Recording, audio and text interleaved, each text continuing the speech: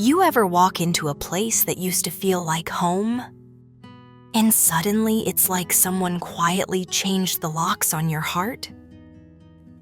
That's exactly what happened to Leila, a 19-year-old girl who thought she knew her boyfriend's family better than she knew her own. But one unexpected new girlfriend, one woman, turned everything upside down. Before we dive into this roller coaster of emotions, loyalty, jealousy, and betrayal, make sure to like this video and subscribe to the channel so you don't miss stories just like this one. Now let's get into it. Leila and her boyfriend Aron had basically grown up side by side. They'd known each other since they were kids, neighbors, classmates, partners in crime during school projects. By the time they turned 14, the friendship had turned into something more, something real. 5 years later, their relationship was steady, affectionate, and, well, practically tied at the hip. Aron's family wasn't just his family anymore. They were Leila's too. At least that's how she felt. Aron's dad, Marcus, was a quiet but warm man. He worked long hours as a carpenter, always covered in sawdust, always humming old rock songs from way before either of the teens were born. But Marcus had one problem. His longtime girlfriend, Serena, was, let's say, controlling on a good day and toxic tornado on a bad one. When Leila first started dating Aron, Serena made it obvious she didn't like her. Not even a little.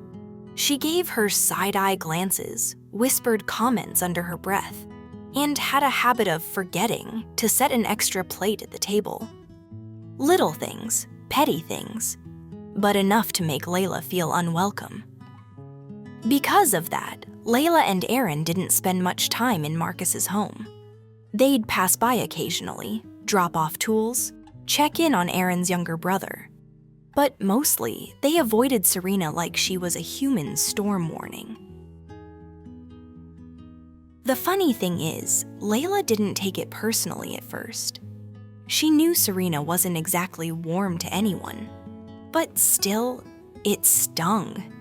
It wasn't just a house, it was Aron's childhood home. His memories, his roots, and she wanted to be part of that. But everything changed almost overnight. One day, Marcus finally had enough and ended things with Serena. A clean break, a dramatic one. And when Serena moved out, she took her neon pink luggage, her nail polish fumes, and her bad attitude with her.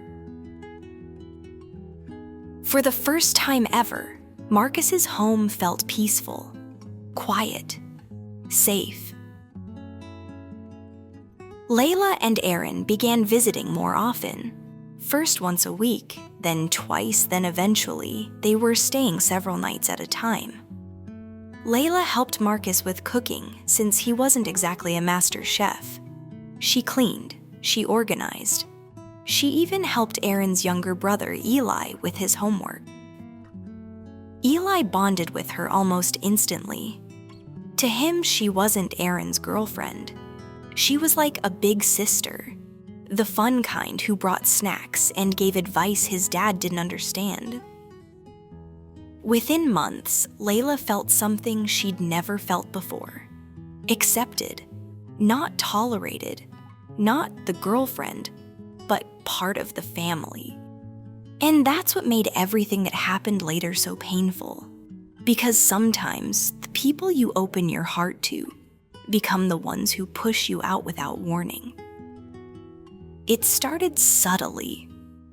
Too subtle to feel threatening, just strange enough to notice. One evening, Marcus mentioned he had downloaded a dating app. He said it casually over dinner, between bites of roasted chicken. "Guess I should start meeting people again," he'd said with a shy shrug. Leila and Aron encouraged him. They genuinely wanted him to be happy. A few weeks later, Marcus said he'd met someone, a woman named Vivian. She was, according to him, soft-spoken and sweet. Leila imagined someone shy, maybe introverted, someone harmless.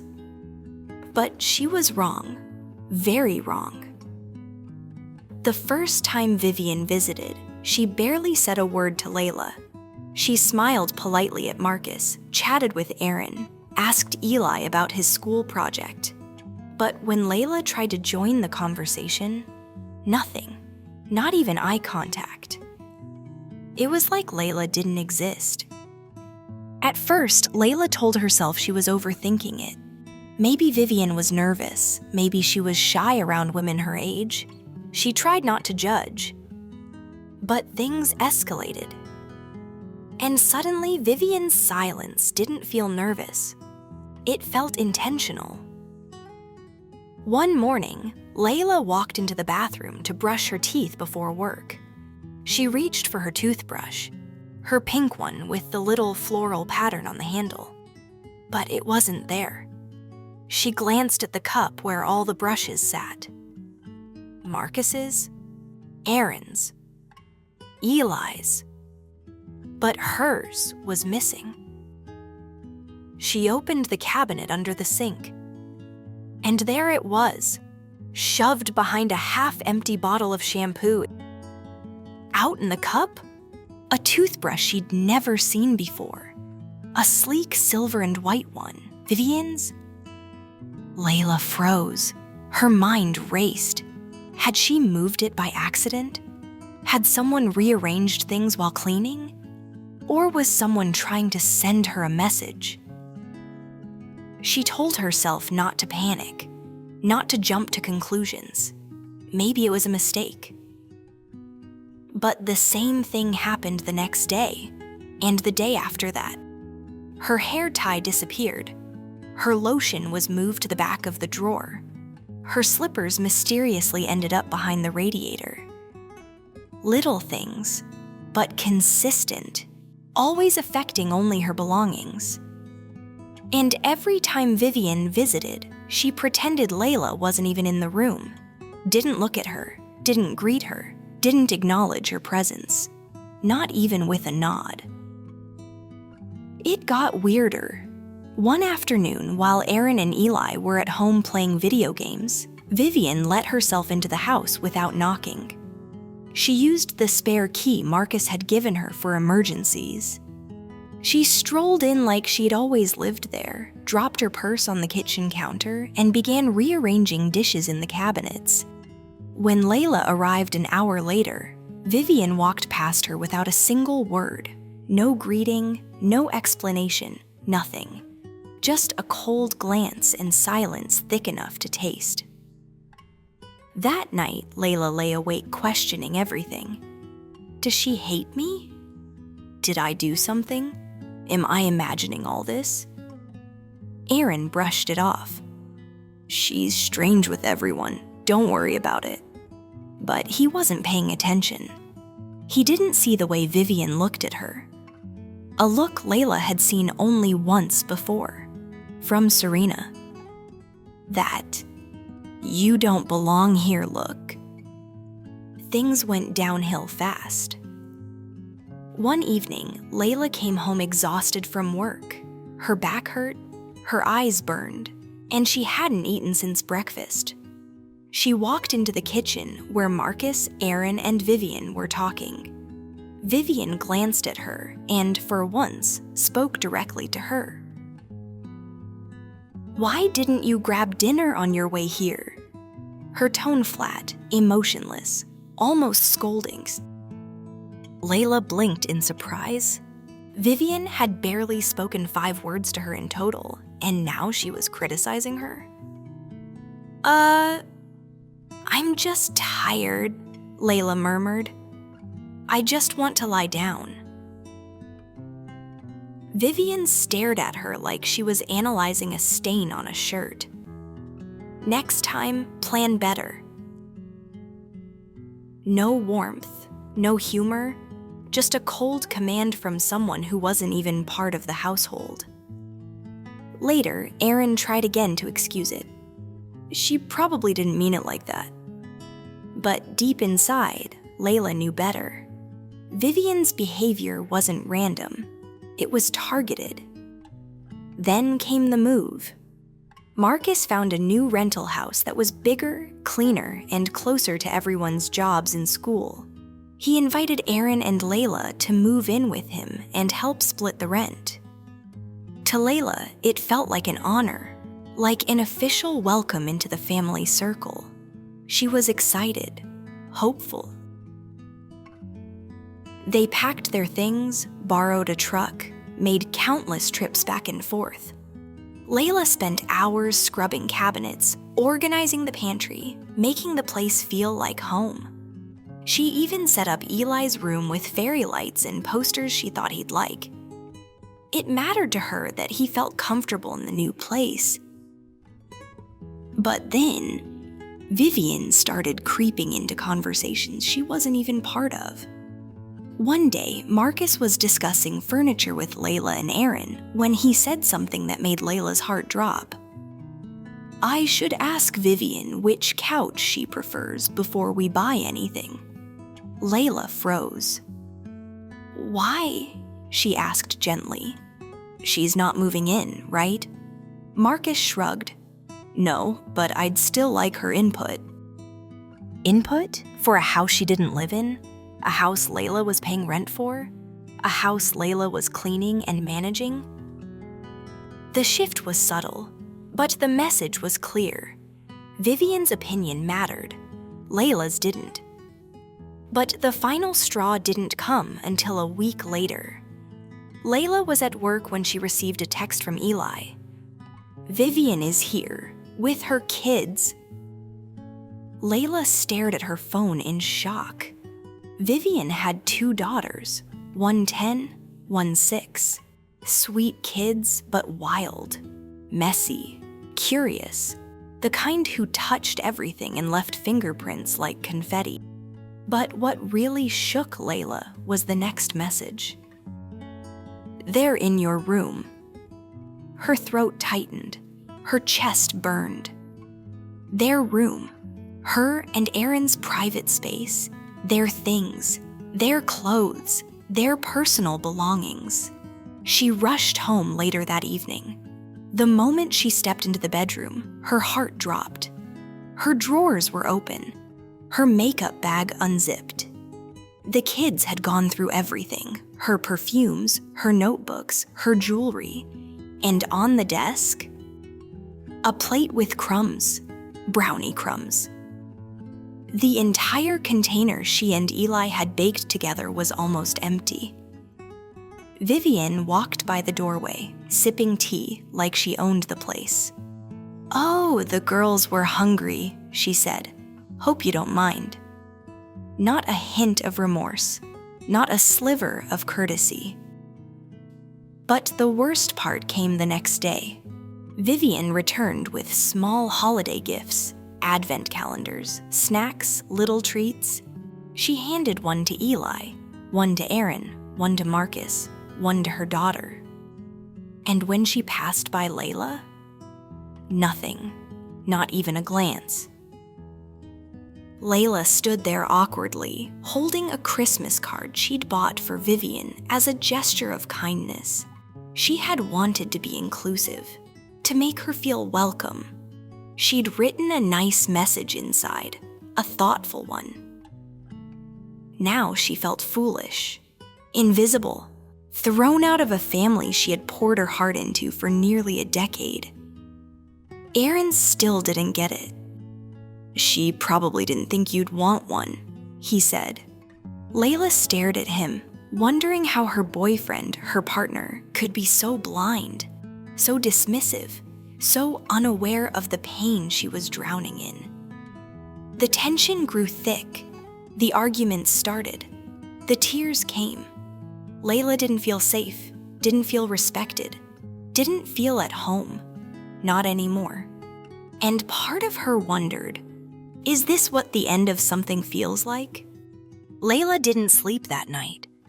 She lay awake staring at the ceiling, listening to the soft breathing of Aron next to her. It should have comforted her. It always had before. But now, it felt like a reminder of how alone she suddenly was. The house they had worked so hard to make into a home no longer felt like hers. Vivian had somehow infiltrated every corner, every room, every part of the atmosphere, and she wasn't even living there.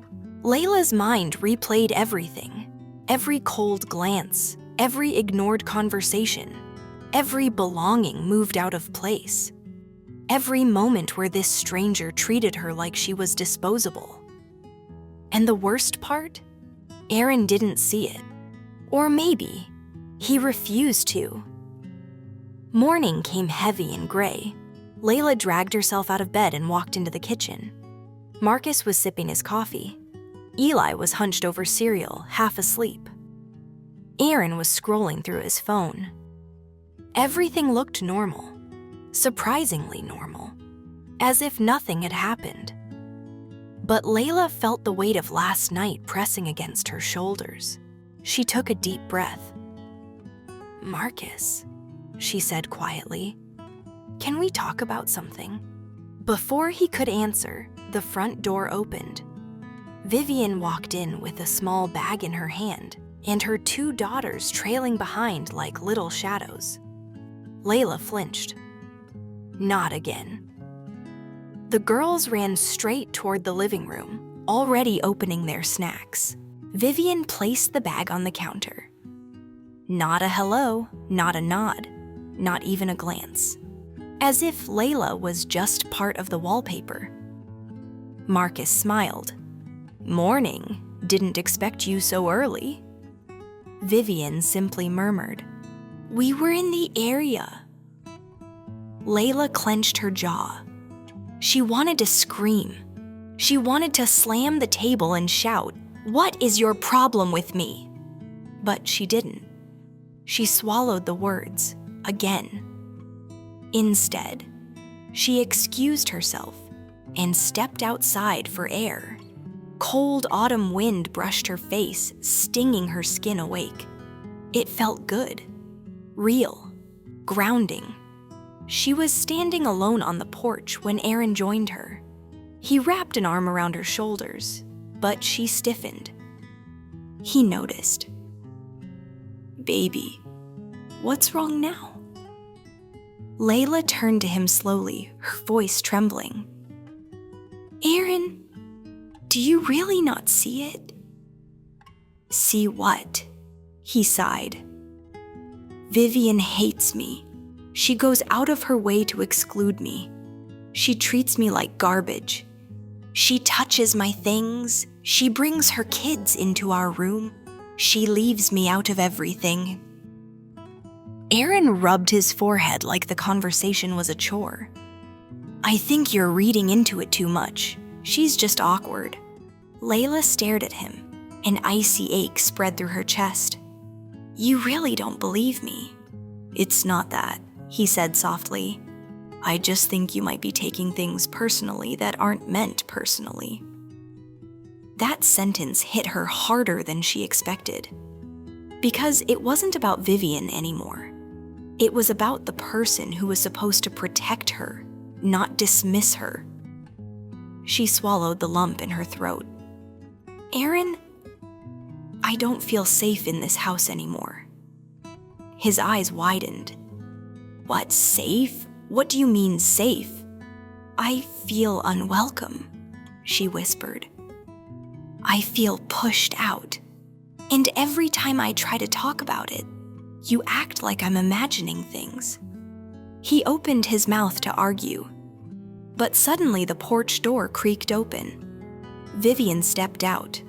Calm, composed, her expression unreadable. "Marcus needs help in the kitchen," she said to Aron, not even looking at Leila. Aron glanced between them awkwardly. "I'll be right back," he murmured, brushing Leila's arm as he went inside. And just like that, Leila was alone with the woman who had been quietly tearing her world apart. Vivian leaned against the railing, her eyes scanning the neighborhood like she had no idea of the storm she'd created. For a moment, neither of them spoke. The silence was thick, almost suffocating. Then, softly without turning, Vivian said, "You know, you young girls get too comfortable too quickly." Leila's blood ran cold. "What is that supposed to mean?" Vivian finally looked at her, directly, for the first time. Her eyes were flat, emotionless, almost clinical. "It means," Vivian said, "that you're acting like this is your home, and it's not." Leila felt something inside her crack. "I live here," she whispered. "I pay rent here." Vivian smirked. "You pay rent to Marcus, but Marcus listens to me. So whose opinion do you think actually matters?" Leila stepped back in disbelief. "Why are you doing this?" Vivian shrugged. "Because you're in the way." The wind stopped. The birds seemed to fall silent. Leila felt like the world froze around her. "In the way of what?" she breathed. Vivian looked her up and down as if assessing her value. "Of me building a real family here." A chill snaked down Leila's spine. "A real family? I am part of this family." "No," Vivian said calmly. "You're just temporary." Leila's heartbeat thundered in her ears. "But Aron and I have been together for years." Vivian's lips curved into a small, mocking smile. "Yes, teenage relationships don't impress me." The words sliced through Leila like a blade. Cruel, calculated, designed to hurt. "You're trying to push me out," Leila said, her voice barely above a whisper. Vivian didn't deny it. She simply lifted one brow. "You seem smart enough to notice." The door behind them opened suddenly. Marcus stepped out, wiping his hands on a towel. "Oh, you two okay out here?" Vivian immediately softened her expression, transforming into someone sweet and agreeable. "We're fine," she said warmly. "Just talking." Leila stared at her in disbelief. How could someone switch faces so easily? How could Marcus not see it? After breakfast, Leila excused herself and went to her room. Her hands were trembling. Her eyes burned. She needed to think. She needed space. She needed clarity. Aron found her sitting on the floor beside the bed, hugging her knees. "Hey," he said quietly. "You okay?" Leila shook her head. "No, I'm not. Aron, I can't stay here anymore." His face fell. "What? You're leaving? Because of what? A few misunderstanding?" Leila felt the crack widen into something deeper, something breaking. "This isn't a misunderstanding, Aron. She told me to my face that I'm in her way, that I'm not part of this family, that she's building a life here." Aron frowned. "That doesn't sound like her." Leila stood up suddenly, anger flooding through her exhaustion. "You still don't believe me, even now." Aron looked torn, but not enough. Not enough to fight for her. Not enough to confront Vivian. Not enough to see what she was seeing. Leila walked to the closet and pulled out her duffel bag. "Leila, what are you doing?" "Packing," she whispered. "I need to go somewhere. I'm not invisible." Aron reached for her arm, but she pulled away. "If you want to come with me, you can. But I'm not staying here another night." He hesitated. That hesitation hurt more than anything Vivian had done, because it proved something Leila hadn't wanted to believe. Aron wasn't ready to prioritize her. Not over his dad, not over comfort, not over the illusion of peace. Leila finished packing. She zipped the bag slowly, each sound echoing like a goodbye. She walked to the living room where Marcus and Vivian were chatting. Eli looked up from his game, confused. "Where are you going?" Leila forced a smile for the boy she loved like a brother. "I'll still see you," she said gently. "I promise." Marcus looked startled. "What's all this?" Leila swallowed hard. "I'm just taking some space." Vivian's expression flickered, not with concern, but with satisfaction. Leila looked at Aron one last time, silently begging him to choose her, to say, "Wait, I'm coming with you," to take a stand. But he just stared at the floor. Leila walked out, with tears in her eyes, with a hole in her chest, and with the realization that she had stayed far too long in a place that no longer wanted her. A month passed. Leila moved into a small apartment with a friend from work. It wasn't fancy, creaky floors, mismatched furniture, drafty windows, but it was peaceful. It was hers. Aron visited once, asking if they could talk. But something had changed. The trust she once had in him, the security she once felt, the future she once imagined, was gone. They broke up quietly, gently, more like a fading than a shattering. Two people drifting apart because one refused to see what the other endured. As for Marcus, he reached out weeks later, apologizing for not noticing what was happening. But by then, Vivian had fully woven herself into the household, and Leila no longer wanted to fight for a place in a home where she had been treated like a stranger. Eli kept in touch. He told her he missed her pancakes, her jokes, her presence, and that meant something. It meant she hadn't imagined the love she once felt there. But Leila chose herself this time, and that mattered more.